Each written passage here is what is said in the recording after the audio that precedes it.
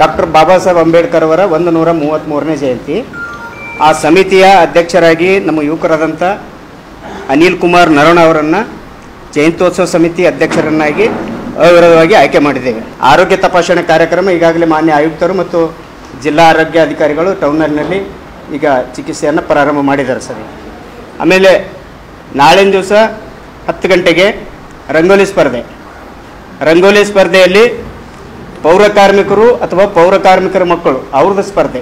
ಇಲ್ಲಿ ಬೇರೆ ಯಾರು ಎಲ್ಲ ಕಾರ್ಯಕ್ರಮಗಳು ಪೌರ ಕಾರ್ಮಿಕರ ವತಿಯಿಂದ ನಡೀತಾ ಇದ್ದಾವೆ ಸರ್. ಬಾಬಾ ಸಾಹೇಬರ ಬದುಕು ಮತ್ತು ಜೀವನದ ಬಗ್ಗೆ ಒಂದು ಪ್ರಬಂಧವನ್ನು ಮಂಡಿಸ್ತಾ ಇದ್ದಾರೆ. ಪೌರ ಕಾರ್ಮಿಕರಿಂದ 133 ಜನ ಪೌರ ಕಾರ್ಮಿಕರಿಂದ ರಕ್ತದಾನ ಶಿಬಿರ